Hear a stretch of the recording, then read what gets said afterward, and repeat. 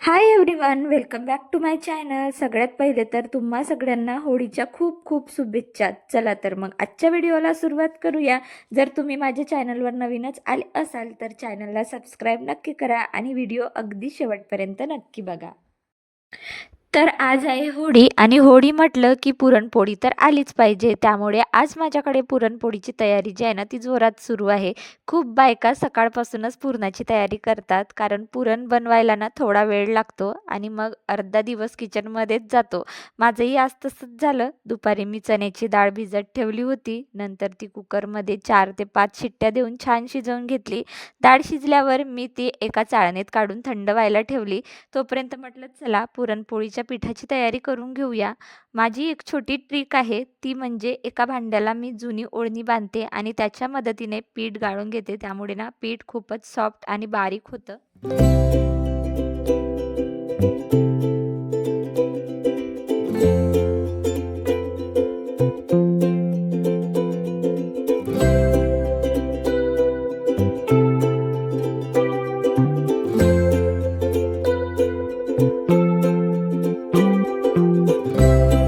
असं गाळलेलं पीठ वापरलं की पुरणपोळी चा डो जो आहे ना तो खूप छान मऊ तयार होतो. मग पुरणपोळी आपल्याला हवी तितकी मोठी आणि छान लाटता येते.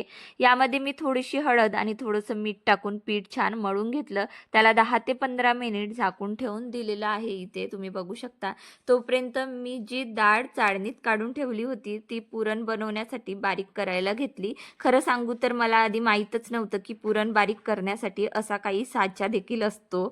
आजपर्यंत मी पुरणाची जाळी वापरूनच पुरण गाळत बसायचे. त्याला खूप वेळ लागायचं आणि कधी-कधी तर अक्षरशः हात दुखायला लागायचे. पण आज खरंच असं वाटलं जणू काही युनिव्हर्सनेच माझी मदत केलेली आहे. मी ओनरकडे एका कामासाठी गेली होती आणि त्यांना असं साच्याने पुरण बारीक करताना बघितलं.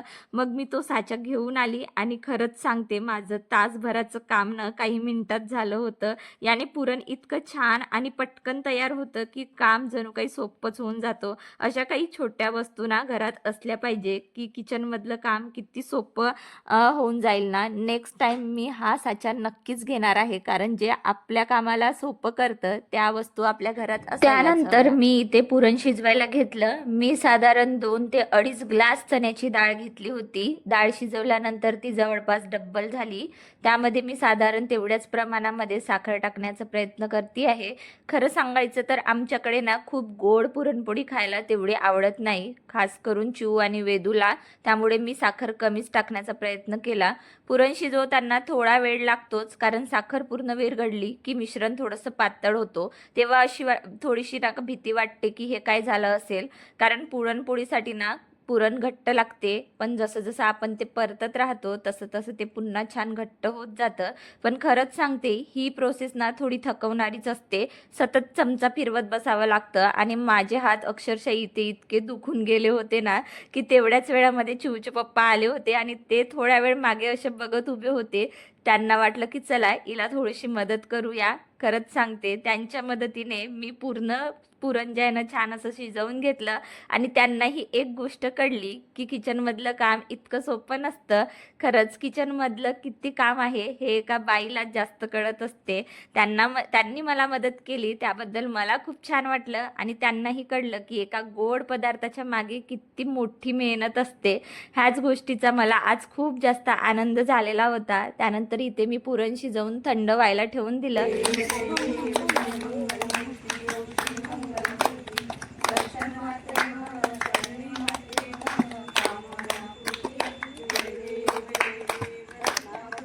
त्यानंतर मी खाली आले, कारण होलिका दहनाची तयारी जी आहे ना ती सुरू झाली होती. खरं तर मला काही पूजा वगैरे करायची नव्हती, म्हणून मी खाली जाऊन सगळ्यांचे व्हिडिओ शूट करून घेतले. आमच्या आजूबाजूच्या सगळ्या बायका एकत्र आल्या होत्या. आमच्या ओनरच्याच घरासमोर आम्ही असं लाकूड गोळा करून ना होळीचा प्लॅन केला होता. मागच्या वर्षीसुद्धा इथेच होलिका दहन केलं होतं. इथे खूप छान पूजा वगैरे त्यांनी करून घेतली.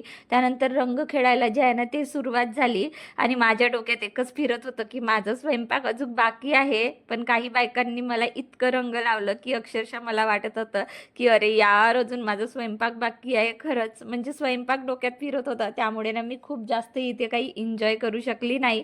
आणि आज मला रिअलाईज झालं की काश मी थोडंसं माझं स्वयंपाक जे आहे ना लवकर चालू केलं असता, तर मला हे सगळं मग छान निवांत एन्जॉय करता आलं असतं. आणि इथे तुम्ही मुलांना बघू शकता, खास करून वेदूला इतका आनंद होते की त्याला त्याचं सकाळपासून सुरू होतं की मला पिचकारी हवी. आणि त्याच्यासाठी ना त्याच्या पप्पाने मार्केटमधून मस्त अशी पिचकारी सुद्धा आणली होती.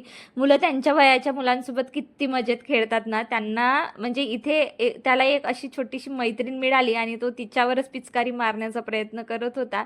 मग म्हटलं चला यांच्यासोबत थोडेसे ना फोटो वगैरे काढून घेऊया. आणि असं करता करता जवळपास माझा 1 तास इथेच गेलेला होता. सगळ्यांनी फोटो काढले, कलर खेळले आणि खरंच खूप मज्जा सुद्धा आली होती. पण डोक्यात एक चालूच होतं की माझं स्वयंपाक अजून बाजू म्हणजे बाकीच आहे.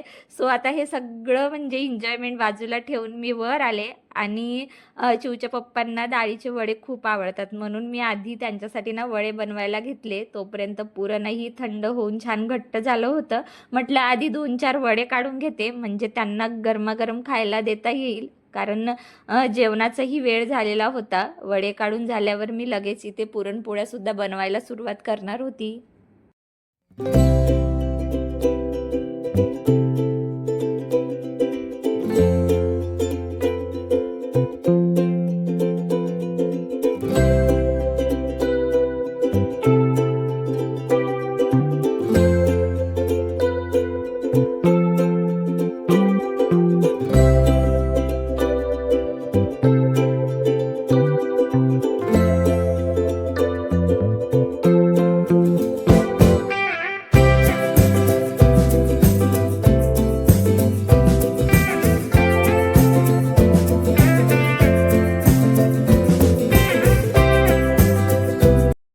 त्यानंतर ना मी थोडंसं डाळ भात सुद्धा बनवून घेतला, कारण घरात पुरणपोळी आणि वडे दोन्ही बनणार होते, त्यामुळे कुणी व्यवस्थित जेवण करेल असं वाटत नव्हतं.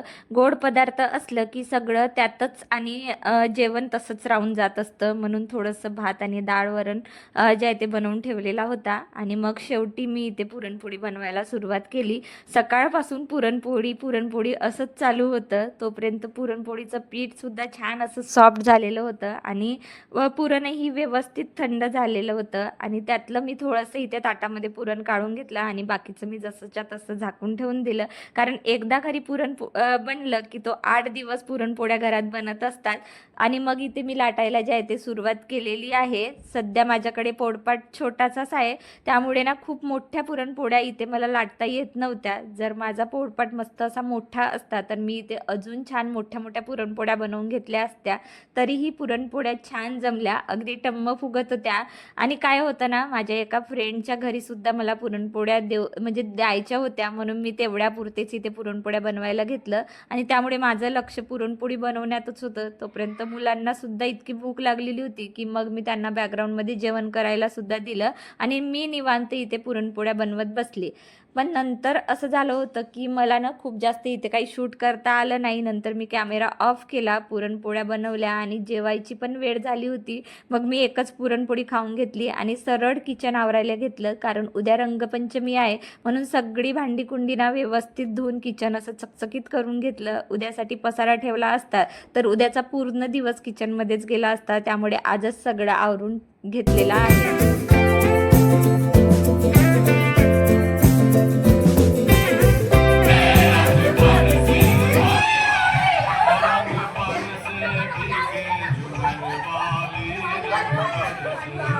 त्यानंतर रंगपंचमीचा दिवस आला आणि जशी मी खाली गेले ना तसं सगळे जण माझी वाट बघत उभे होते. आणि मग काय, सगळ्यांनी मला इतकं रंग लावलं की अक्षरशः पूर्ण भिजवून टाकलेलं होतं. पाणी, रंग, डान्स आणि मज्जाच मज्जा. बापरे, किती ती धमाल ना.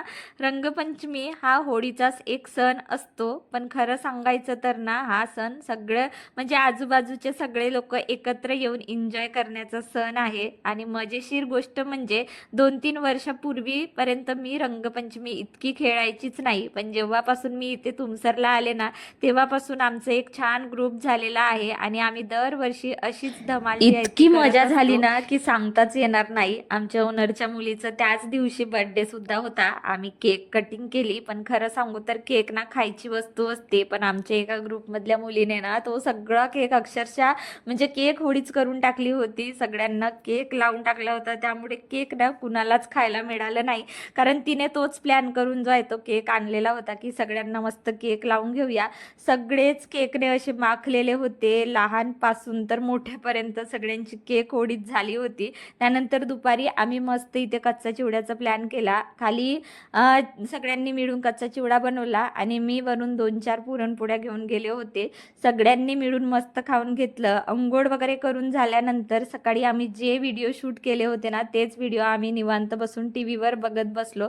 खूप मज्जा येत होती. मग तिथेच अचानक असं प्लॅन झालं की चला आज सायंकाळचा स्वयंपाक जो आहे ना तो स्किप करूया आणि बाहेर जेवायला जाऊया. मग आम्ही म्हणजे सगळ्यांनी डन केलं होतं. सो मी इथे लगेच रेडी व्हायला आली आणि मस्त रेडी होऊन आम्ही एका ढाब्यावर जे आहे ना ते जेवायला जाणार होतो. आणि खरं सांगू का, तुमच्यासाठी हा फक्त होळीचा व्लॉग असेल, पण माझ्यासाठी ना हा आठवणीचा एक छोटंसं संग्रहालय आहे. कारण यूट्यूबमुळे माझ्या आयुष्यातले खरेखुरे क्षण मी इथे कायमचे कोरून ठेवू शकते आणि त्याचाच मला खूप अभिमान वाटत असतो. सो आज दिवसाचा शेवट मस्त इथे ढाब्यावर येऊन जेवणासोबत केलेला होता. चला मग भेटूया पुढच्या व्लॉगमध्ये. तोपर्यंत तुम्ही स्वतःची काळजी घ्या. So bye friends, have a good day.